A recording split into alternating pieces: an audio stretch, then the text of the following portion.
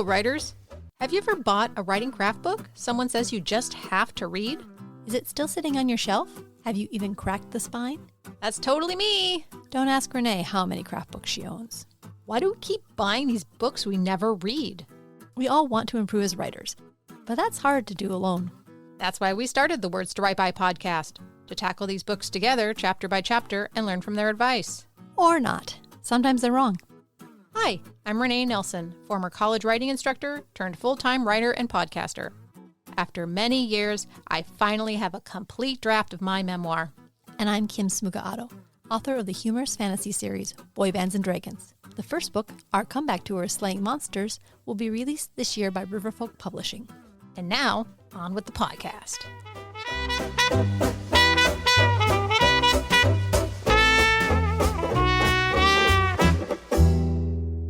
Hello and welcome to our Words to Write By workshop. Hello, welcome to another episode.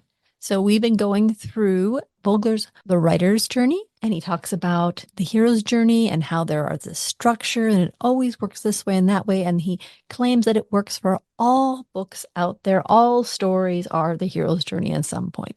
But there are a lot of other stories out there. Not everything is a quest adventure. And so we have a mystery writer with us today to talk about how she structures her stories, how she approaches it, and to see if there's any overlap with what Vogler does in his book, or if it's completely different.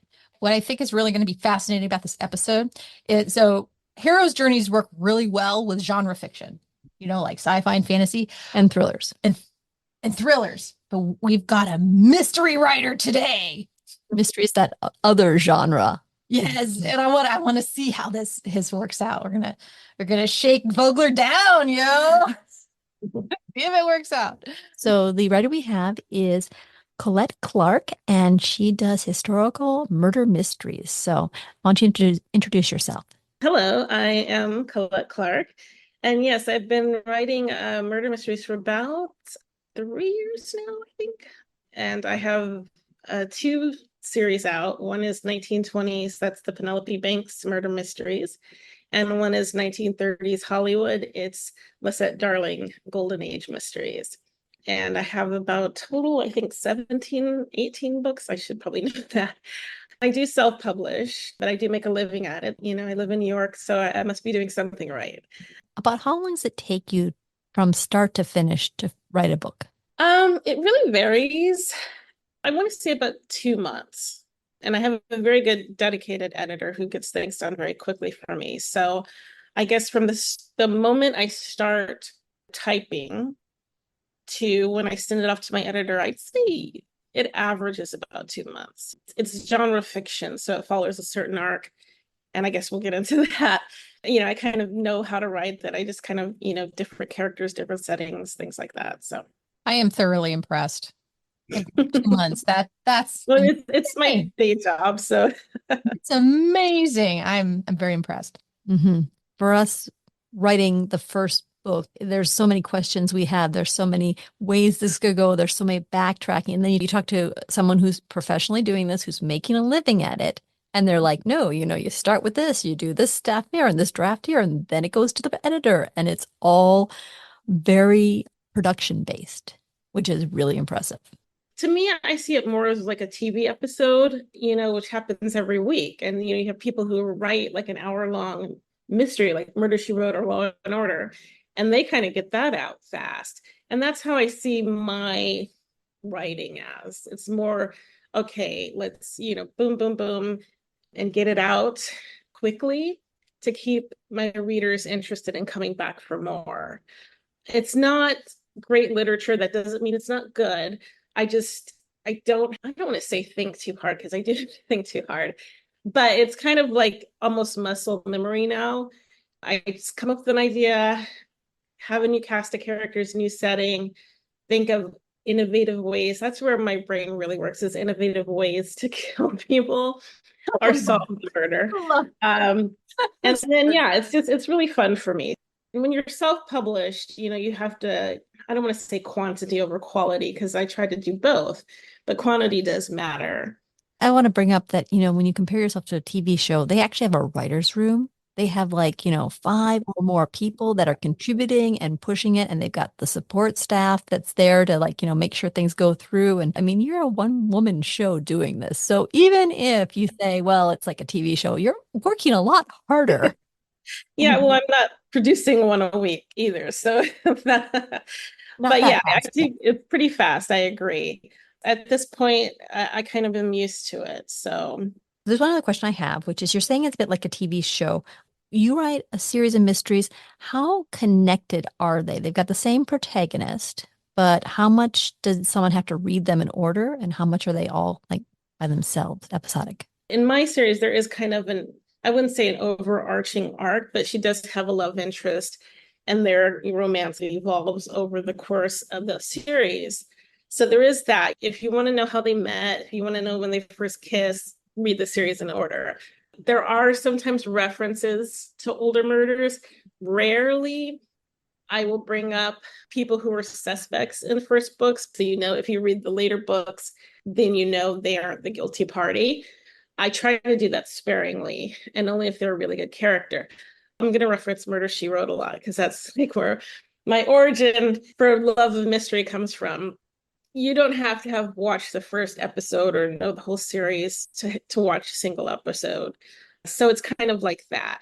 But, if you want to kind of follow her journey, then as minimal as it is, it's really about the murder mysteries. Why don't you tell us a little bit about one of your books, for examples? Well, tell us a bit about the protagonist and just enough so that people that are listening will like say, oh, I want to read that. What book are you going to talk about today and who's the protagonist? I'll start with the first book in the Penelope Banks series because that's the one that started it all. That's such a great name. I love that name. And she's a plucky heroine, it's a plucky name. And I thought it was a fun name. She's 1920s New York. And when you start the series, she's basically kind of been cut off by her father. So she makes a living playing cards in like speakeasies and bars. She's got one foot in like the wealthy part of New York, but she's also got a foot in like the underground, the seedy underground, and different races and different like other types of people that she wouldn't meet if she was just a wealthy socialite. Because I wanted her to be really well-rounded and have access to all these people. I wanted it to be pretty diverse in my books. That's where she starts, and she gets this inheritance. She now has the means. She doesn't have to work for a living anymore, so she can be an amateur detective, because it turns out she's quite good at it after her first case. So, yeah, that's how I started. Nice. Cool. Now, when we were just initially talking, you said you were a pantser. You don't have a outline form. And, we have these terms outliner and pantser, but I think it's different for each writer. So I was wondering if you could go specifically through how you get the idea of the story and like what you know when you're writing the story, especially at the very beginning. So instead of outlining your pantsing, but how much of it is in your head when you start? I generally start with a setting or a location.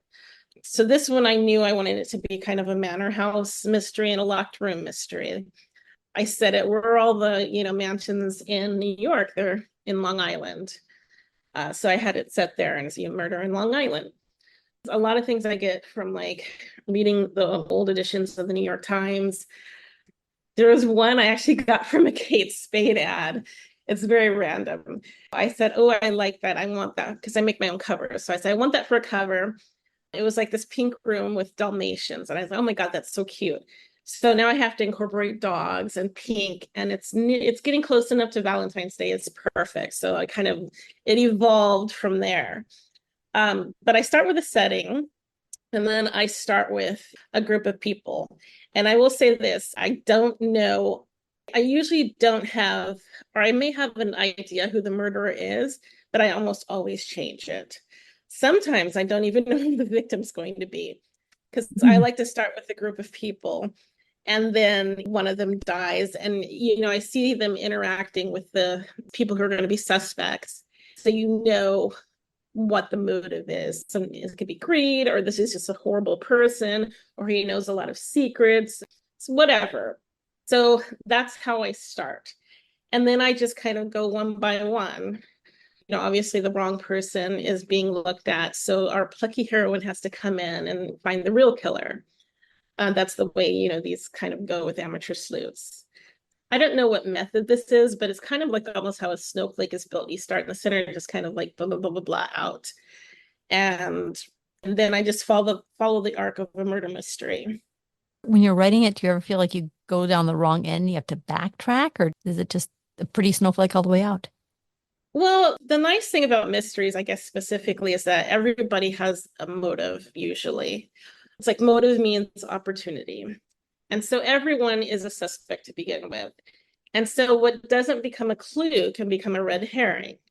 You see this sometimes in murder mysteries where they're going down the path and they sure they have the right person. And then at the last minute, it's like, oh, wait a second. No, we don't. Or sometimes you have it, but the motive is not what you thought it was. I thought it was greed, but it was really, revenge. You're supposed to leave clues that the reader can pick up on. So when I have, the clue that cinches it, it's usually something very minute that you might gloss over. But if you reread it, then you see it's like, oh yeah, it was right there. So I guess that might explain something. Have you heard of the writer's journey? The hero's journey. Yeah. So we're reading this book on our podcast. We read writing advice books and then we discuss them. And this one's actually a pretty popular one. It's called The Writer's Journey. And what this guy Vogler does is he takes The Hero's Journey by Joseph Campbell, which it seems like you're familiar with. And most people are. Most people are. If you see a Marvel movie, you are familiar with. Yeah, okay. Or The Hobbit, if you've seen Lord of the Rings, all those. Had to read that. They have a very similar arc to them. It comes from Joseph Campbell's Hero of a Thousand Faces. And he went through mythology and he found that there's always this hero, and then they always have a mentor, and then they, go off on a quest, and certain things happen in the quest, very formulaic. They get a boon and they go through some trials and they grow as a character. In the end, they get what they were looking for, or they get something, whatever the quest was. They slayed the dragon, and then they come home changed and they share it with their village or whatever. That's the hero's journey. He mixes it also with Carl Jung for archetypes, but we're not going to worry about we're not going to worry. We got through the archetypes. We're not going to touch them again. Our most recent podcast, we talked about the ordinary world that the hero starts off with, and then they've got the call and the refusal of the call and somebody guiding them as a mentor. Do mysteries start off that way, or do they work differently? Well, I guess it depends. Like for amateur sleuth, which is, what my mysteries are, and there's different types. There's like detective mysteries and things like that. Mine is an amateur sleuth. So she's just an ordinary woman. I forgot to mention she does have a photographic memory, which comes in handy. I don't use it as a plot device as much as I could because I don't want it to be a crutch, but it does help because there's no smartphones to take photos back then. So she just remembers everything. But I wouldn't say there's a hero's journey. She, like I said, she started off one foot when, she has to play cards to make a living. She's got a job. She knows what it's like to be poor, really. Not destitute, but, she has to, really hustle to make money. And now she's in a place where she doesn't have to worry about money. And she wants to use that to help people, basically for justice. So I wouldn't say there is, because she's just basically going to continue on until I end the series, just solving murders. I would say it's more of a plateau. Like she went up this thing and she decided, hey, I'm good at being an amateur detective. And so this is where I'm at. So you wouldn't equate the finding the dead body with the call? No, because it's always the same where, she's happy to let the police do their thing, or usually, unless she thinks they have the wrong suspect. That's part of, the whole amateur sleuth mystery genre. That's one of the bullet points of making it a cozy mystery in my case. Yeah. Can you tell us a few of the bullet points? Well, there's certain rules. Some people have rules about when the body is supposed to be found. Usually, it should be found early on. Some people say within the first 10%. I say show this person who they are, them interacting with the suspects. You don't want to be too long about that, but you want to see why they've been killed. So you want that to be, I say, within the first 25% of the book. Often, and I try to do this as much as possible, there's a second related murder, and you'll sometimes see that in mystery, especially longer, like hour-long mystery shows. That kind of helps lead to solving the case. You have to have My amateur has to have a reason for inserting herself into it. Can't just be, oh, someone's killed, I'm going to help the police. It has to be someone's killed and someone I care about or someone I have sympathy for needs me to step in to make sure justice is done right. Have some like personal stake in it in some form or another. Yeah, yeah, usually. Or sometimes they just feel sympathy because she is kind of for hire. Like I had one place, a woman's husband is missing and she's sure he's dead. And the police just think he left her. And she's like, no, no. And so she's like, okay, I'm going to help you. And then, well, obviously they have to solve the case, you know. And the other very important thing is the reader has to have enough clues that they would have been able to solve it. Even if they don't the first time around, it can't just be out of the blue or where nobody would have been able to solve it based on the clues that you provide in the book. So you have to be really tricky about that because otherwise the reader feels cheated. I think that's a very important point too. You're creating a game in a way, like a really complicated game where you don't want people to guess, but you don't want to make it impossible to. Exactly. And make it so satisfying in the end, right? It could be, yeah. It's like I remember reading one review and it was not a good review. She says, you know, I didn't like this, I didn't like the characters, but the mystery was good. And it was very clever how she put the clue in there. And I was like, okay, I'll take that. Because it's like I think it was a 2-star review. So you don't win them all, but I think that's the most important to me. I forget who it was. Oh, Horowitz. He said that you want the reader not to be able to guess the clue. I want them to not solve the clue, but say they could have. Mm. And I try to be really clever about where they leave the clues. So you were saying that sometimes you don't know who's going to be the murderer or even the victim until you get to the end of the book. Well, obviously, you know the victim by the time you get to the end of the book. I think, yeah. Yeah, but you don't know who the murderer is. And, it's critical to have all these clues. So you write your first draft, then do you write a whole second draft? How do you insert the clues? What's your technique on that? No, I think I'm a pantser because I'm just so impatient. I do one draft, but I do edit. I do have to sometimes go back. Sometimes I have to do major edits because I'll change like the whole motive. And I'll be like, oh my God, this motive is so much better. And then I have to kind of really change a lot. But it's not until towards the end that I realize, okay, this person, I don't want to say often, sometimes it's the most likely suspect, but it's for a reason that's different than what you think it is. Sometimes it's the least likely suspect. I kind of like try and not be too obvious in any of my books where everyone always like, oh, it's the least obvious suspect all the time. Because that's fun. But if that happens all the time, then your reader kind of clues into that. But no, really, I do one draft. My only form of outlining is basically each chapter gets like either the person who's being investigated or the location. And so that's, I know what's going on in that chapter. I'll go back to that chapter and say, insert this, or, don't forget to change the color of this, or blah, blah, blah. And so when I do my read through, I go through it once without reading through. And then I go back and I read through and I put all those things in. And that's usually it.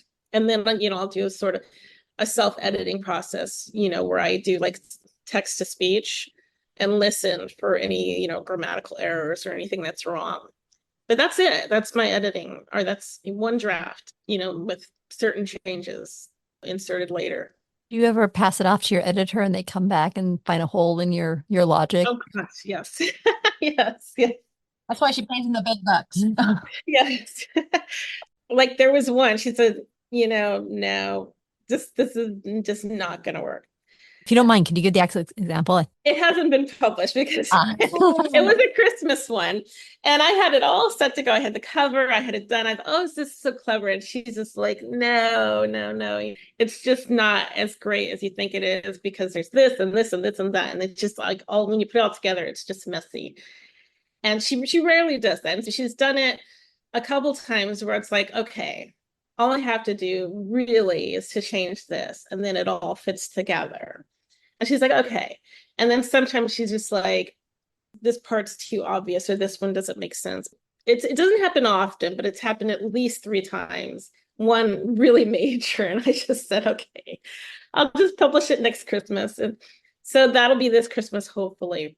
Does your protagonist have like an arc of their own? Like, there's an outer journey or whatever, even though she may not be so much on a journey. She is on a journey. She's trying to figure out this mystery and who done it, right? Mm. So in the process of doing that, does she like change? Does she grow and have an arc even from book to book?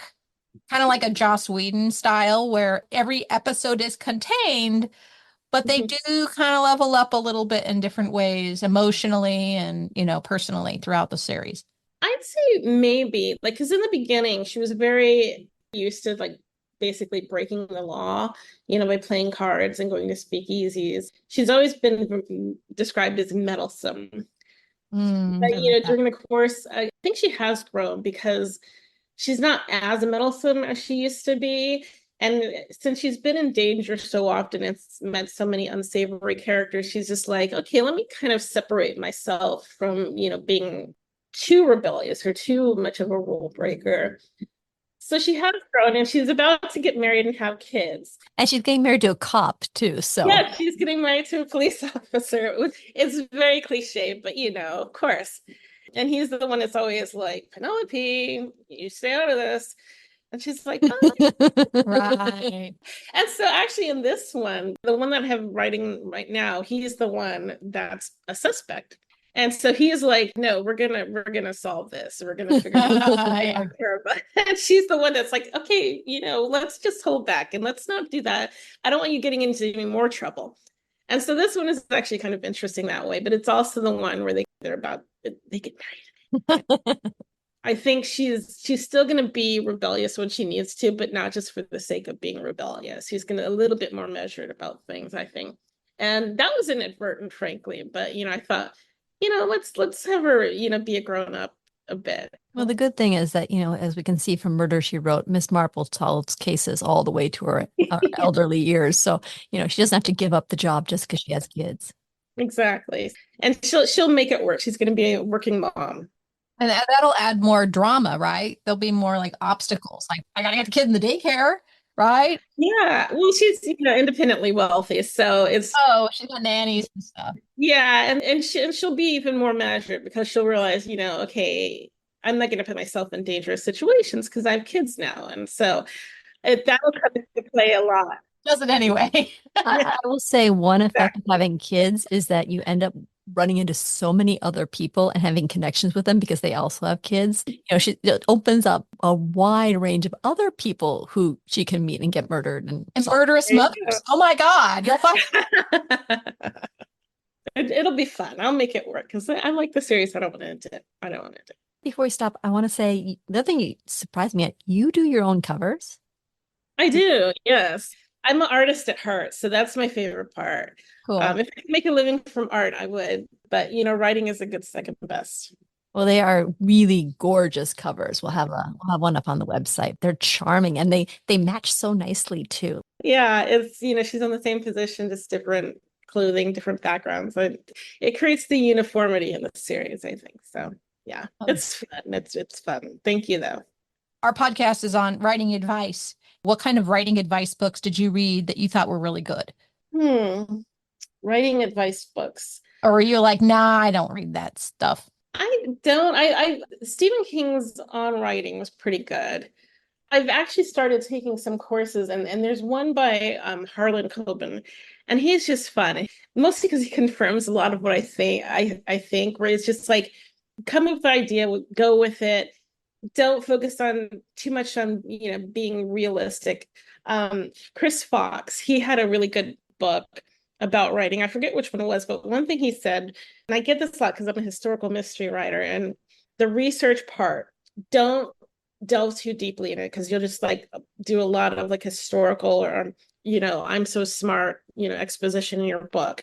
Get the bare minimum that you need and get it done, and don't worry about if it's 100% accurate. Try to be accurate because the vast majority of people just care about the story. They don't care if you got the price of stamps in 1923 exactly correct. You will have those people, and sometimes you'll get it wrong. Like I had a guy, who was an expert. Apparently, paperbacks were not common in the 1920s. They existed, but they were not common, the way we read them. And he's like, I love your work. And, I just want you to get it right. I'm an expert in books. And so I'm telling you this. He sent me an email.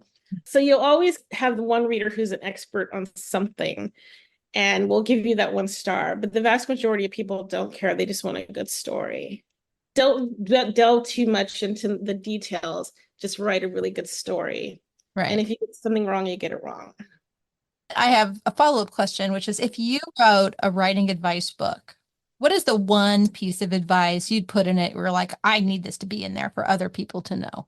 One thing I've learned is that if you're bored writing it, if you're like, okay, let me get through this part, then they're going to be bored reading it. And just cut it out.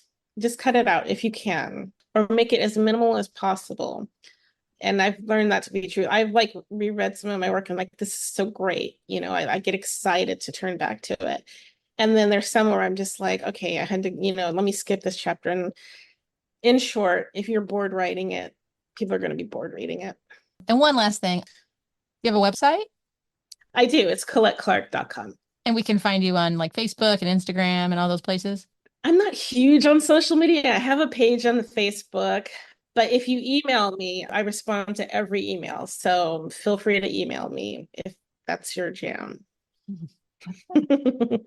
Well, thank you so much. This was a great conversation. Fun. Yeah. I had so much fun. I normally don't read mysteries, and I'm like, gosh, I'm going to go read a mystery. I'm going to go to your mysteries. This has been amazing. Well, thank you for having me. This has been fun. Words to Write By is produced by Renee Nelson and Kim Smiga Adam. Our theme music is Roll Back the Carpet by Cool Cat Music.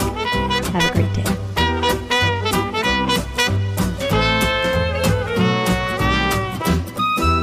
And this won't end up on the podcast, but I just have a question. Have you watched Murdoch Mysteries? Me and my husband are obsessed with that show. We call it the William and Julia show. We're like, should we watch William, Julia?